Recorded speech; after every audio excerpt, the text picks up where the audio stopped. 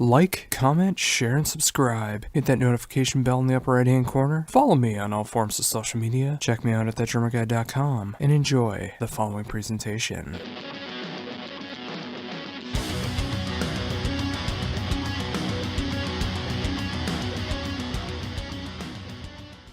Hello, Josh. Hi, how's it going? Good. How are you? This is John. How you doing? I'm doing great. Thank you very much for taking time to do this interview. You're quite welcome. Anytime, man. Oh, awesome. Well, of course, we're here to talk about the brand new album from Arch Matheos, Winter Ethereal, coming out next Friday through Metal Blade Records. I've gotten the chance to be able to check out this album over the last week and a half or so, and as much as I love the debut album, as much as I love the work that you've done with Fates Warning, especially being after to see you guys at Prog Power a few years back, I love what's going on with this sophomore album, and I easily think it's some of the best work you two have done so far. Wow. Well, thank you. I appreciate that compliment very much. That's great. I'm very happy to hear that. Oh, me too. I mean, as soon as I heard that you guys were going to be working on a new album, I was just so excited to see how things were going to be going. I mean, especially with you guys being able to do some shows together through Fates Warning, and now being able to work on new material again. I imagine that had to be a great experience to start working on material again. Yeah, and it's Jim usually is the one that approaches me when it comes to doing shows or approaching music again. But I don't know, for some reason, a couple of reasons I think. After doing those shows and the DVDs, etc., I kind of got my feet maybe a little wet in the music. And I actually approached him this time. I think I felt like maybe I had, a little bit left in me, and I was hoping that, I don't know, I just had the ambitions to start writing another album. And Jim, of course, after coming off back-to-back albums, with Fates Warning, he was immediately all for it. I think for him also, it's kind of a cool, as far as like creativity is concerned, Jim and I, the way we work, I think it was kind of refreshing for him as well to, step away and to try something different again. So yeah, I think we just approached it, whereas we said, okay, you know what, let's do exactly like with Sympathetic Resonance. Let's get together and let's see what happens. And of course, Sympathetic Resonance, maybe getting ahead of myself, was in the early parts of that album were designed for Ray and for Fates Warning. And of course, this one here from the get-go, Jim and I just had a blank slate, chalkboard, whatever you want to call it, and we were just like, okay, here we go, let's give it a shot. And luckily, once we got started, kind of fell into place, kind of like it has in the past, where we both were feeling creative, and one thing led to another, and we just kept going. Before you know it, we were we're deep into it, and there was no turning back. Oh, that's just so great to hear that too. I mean, it's great to see that musical chemistry is still going through strong. And yeah, like I said right in the beginning, I love Sympathetic Resonance. I love what your voice is doing on there. I love Jim's writing style in and out of Fates Warning, and it was great to be able to hear both sides of those playing through Arch Matheos, and now again through this brand new album with Winter Ethereal. It feels like such a natural progression as well, and it's great to see that like 100% on board. It was like it was written for your style in mind, and you were able to really make those songs your own. Well, thank you. Yeah, I pretty much, there are some differences, I guess. This album feels different to me. Jim constantly creating music. I think when we first started, he was probably a little, like, okay, where do I go from here? So, and, it's always challenging when you start to write again. So, I think deep down, Jim, working with me, so many times, he knows what I like. We have a lot of the same taste, but we both are different. We have the same taste in some areas, and sometimes in some other areas we don't.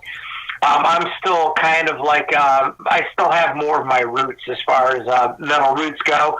Although I think I've grown as an artist also, along the way too. So So yeah, there are a lot of differences in this album. It's a longer album, which is great. I definitely always like to have a longer album, not to the point where you lose the attention span of the listener, obviously. But I think we have a lot to offer here, and we kind of just took it one song at a time. And I say that in one respect. Jim would write his musical compositions from his place, his quiet place. And then, we would get together sometimes, or he would send me some files, and I would listen to, the song in its infant stages, over and over and over again. And what I try to do is interpret, where Jim's coming from with the music and where best to take it. So I first kind of look at it from an emotional standpoint, I guess. See how the music moves me, and the tempo of the music, and the mood of the music, and all the movements in the song. And in no particular order, somehow it hits me. Sometimes I start humming melody lines first, and sometimes the lyrics come to me first, or maybe even a song idea.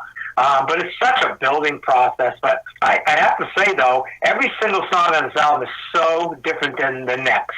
Nothing sounds alike on this album. But somehow, I don't know what it is, but when I listen to the album on headphones, it's got some kind of continuity to it and its cohesiveness that, when I'm done listening to it, it kind of feels like I've taken some kind of journey. Yeah, I totally feel the same way with that, too. And, it's like I do appreciate the versatility and the dynamics that are going into this album. No matter how mellow or how heavy it gets, it does feel so natural together. But when you listen to it track by track, it does feel so different and variant from each other. And again, that says a lot for the musical chemistry between both of you, being able to accomplish that, being able to have these different sounding songs feel so natural together. Yeah. It's just, like I said, it's a step-by-step process, and I don't want to, take something for Jim, like take the song Tethered, for instance. That song is a little bit out of the box for me, out of the norm. But that was the last song that I tackled. But I really liked it. For some reason, there was something that just drew me to it. And I knew that, I just couldn't come out, whatever, balls to the wall and start falsetto screams. It had to fit what Jim was trying to accomplish with the music. So the movements of the music and the feel I got from it, I took actually all the melody lines came for that song first. I just kept on humming these melody lines, and that was first, and then came the lyrics after. But it seems like I take that approach, with every song, every musical composition that Jim gives me. I really have to study it, and I think intellectually the song has to fit, with the lyrical content and subject matter. And, melodically, that's always one of my big challenges. I love to challenge myself with melodies and singing complimentary and not trying to overshadow, but still kind of write a little bit of my own style, where I like to, press the outer limits every now and then, and really try a lot of experimentation with melody lines. I guess my inherent personality is I get bored with things quickly, and that's my lyrical style of writing and melodies is it's just a culmination of going over and over again until something really hits me that I really like. So I think that kind of getting back to your comment, it lends to itself in every song. And Jim and I have always seemed to have that kind of working mechanics behind it, and it's worked for us in the past. And I think it still has. Yeah, very much so. And, again, just like we both talked about, I mean, being able to step out of the boundaries with this album just enough to be able to try something new, but it's still feeling very comfortable and still very much sounding like an album that you would want to put out. And, that goes all the way to Straight and Narrow. I mean, it was great to be able to see that released as the first single and getting a full music video for that as well. I mean, it was great being able to see you in there enjoying yourself with it. And it just, even though every song does feel different, I felt like that was a great sample of what people should expect for the album. Yeah, that was cool. Just a quick background on that song. That was, I think, one of maybe 3 songs that I actually had a song title. I mean, I saw the phrase "the straight and narrow," and it kind of hit me right in between the eyes because I just laughed to myself, and I said to myself, that sounds an awful lot like me. I could never fly the straight and narrow. And as soon as I said that, it's like, whoa, wait a minute, that sounds like a chorus to me. And so the song hadn't even been written yet. I just had the title, the song title idea, the straight and narrow, and I also had some, being semi-autobiographical about myself. I had some ideas of some things that I would want to put in, and then of course, when I open up with that, I got a death wish and a throttle down, dragon's tail, and coming around the blind curves of my life, lined with roadside crosses. I mean, that's a mouthful, and it just says so much in it. That kind of gave the direction to the song where I thought that I might want to incorporate something with 2 wheels because I do ride, and I thought it made a really cool backdrop for the song. Having that kind of imagery with riding and also in my mind, I had my early days of being in Catholic school and totally always being in trouble, never being able to follow, the due course of things. I've always, taken risks, and I was, like I said, so it makes sense. And then I asked Jim.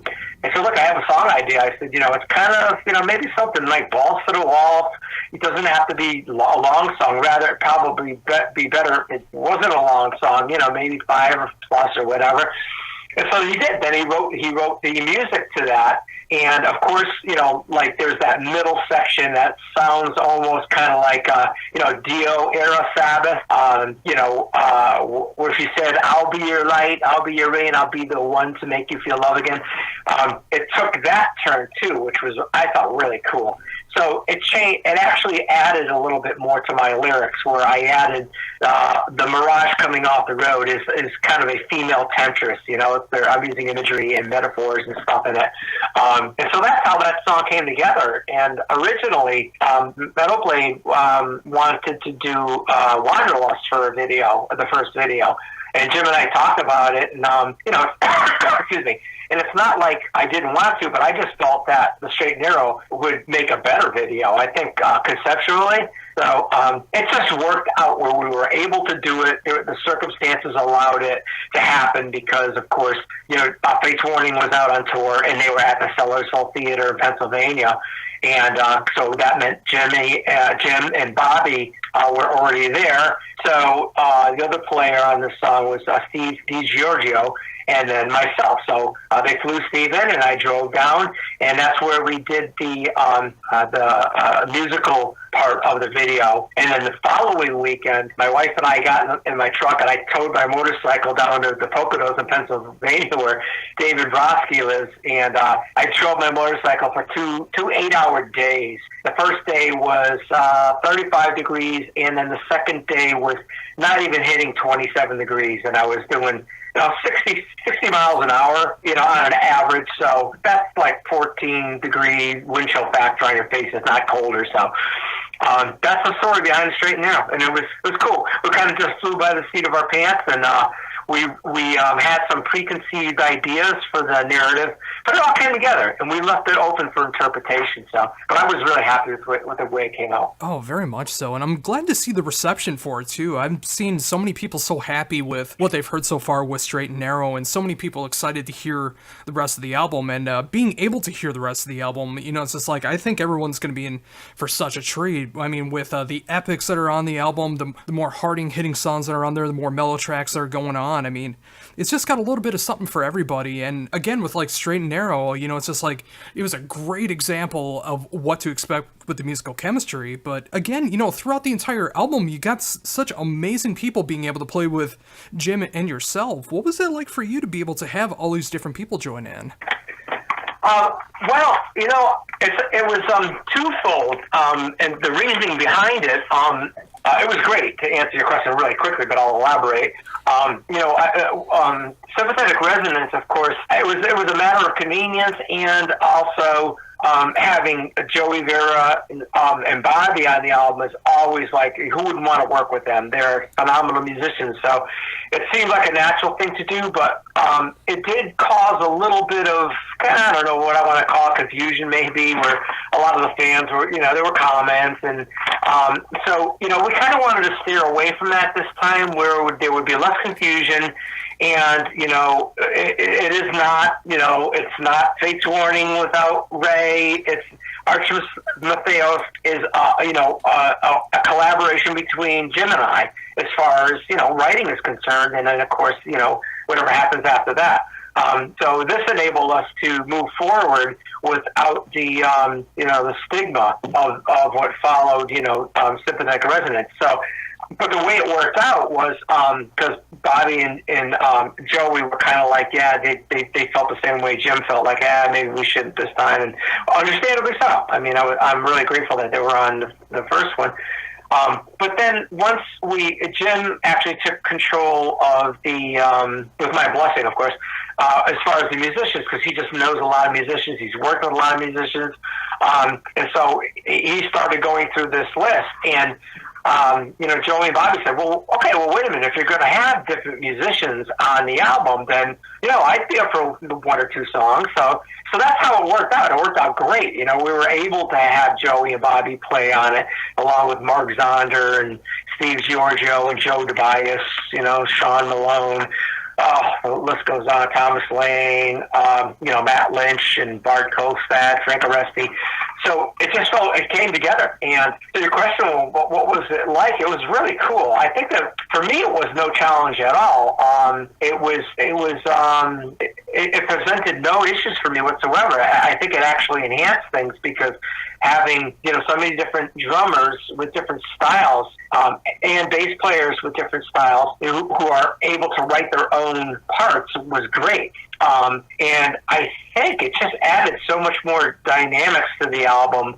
And the biggest challenge was probably for Jens Rogren at Fascination Street Studio, along with Tony, doing the mixing and having all the different drum sounds and bass sounds and styles. You got Steve Giorgio playing a fretless bass, and he's got this wicked distortion on it. That's his sound, And then you have Sean Malone, who's got like a really clean sound.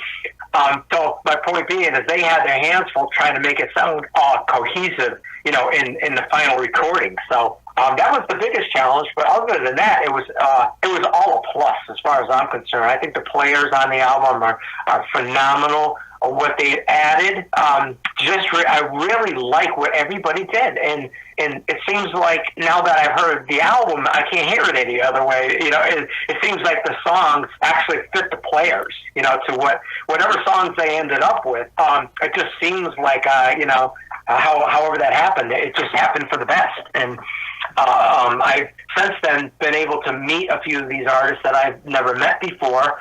And super guys, and I think they just it's made it a more dynamic, interesting album to listen to.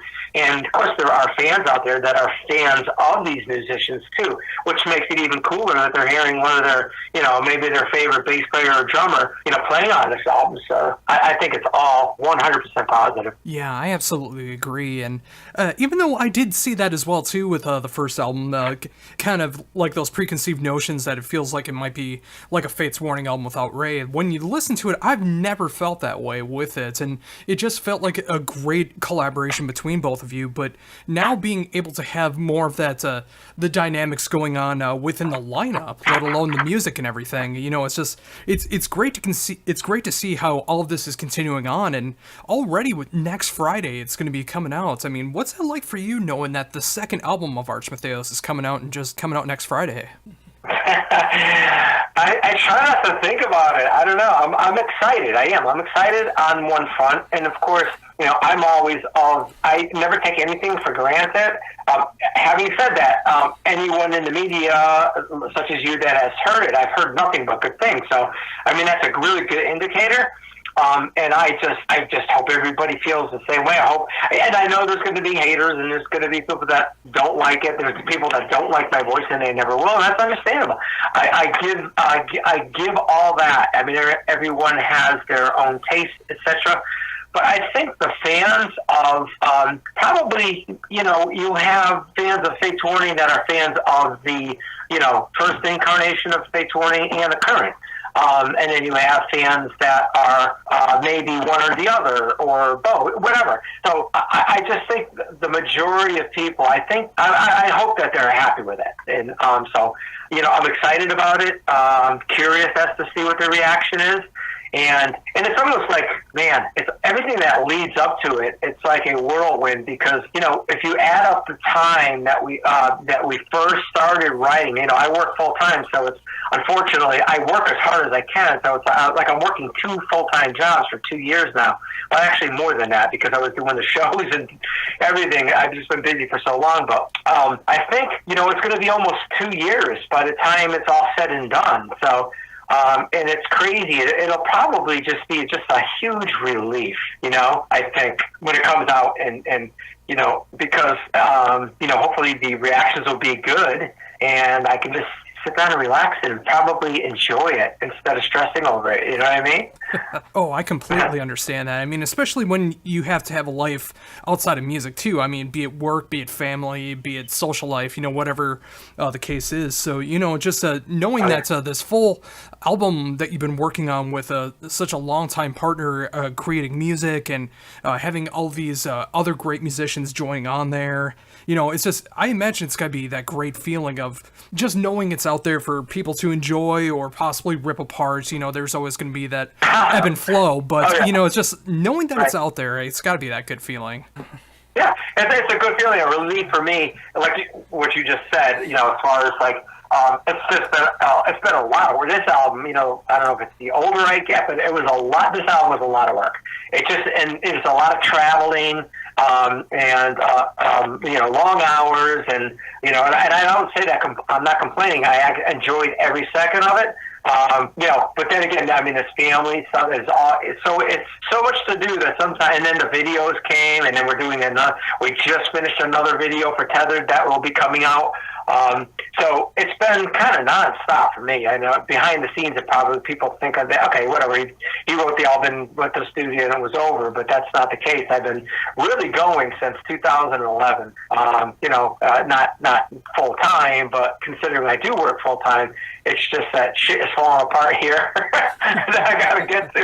You know what I'm saying? So, but it's all good. It's all positive, and I couldn't be happier to be able to offer the fans more music. And it'll be great. It'll be a great feeling, if it's well received. And so far, so good. And I think right there, I think that's an amazing note to end on. And thank you so very much for taking the time to be able to talk to me about everything going on in the world of Arch Matheos. And of course, Winter Ethereal coming out next Friday through Metal Blade. I absolutely love this album. Right now, it's currently my favorite album of 2019 so far, and I don't see that really changing towards the end of the year. I just love everything that's going on there, from the production, the songwriting, your vocal talent, everything that went into this album is just so amazing to hear, and it's just great to see that the musical chemistry that's going on with Arch Matheos just continues to keep getting grander and grander as the years go on. Well, Josh, I can't thank you enough for your compliments and your kind words.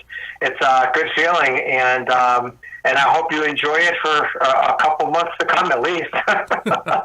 So cool, and I appreciate that very much. Oh, not a problem. Before we wrap things up, is there anything else you'd like to mention that I hadn't brought up yet?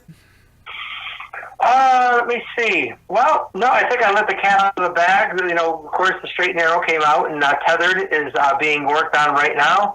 As far as a video to be released. And, I guess, when this all winds down, the only thing I have to add that I know Fates Warning is going to go back into the studio, and they're going to, begin writing another album. And I've made promises here, and I need to be present in my life for a little while, so I'm not making any promises right now.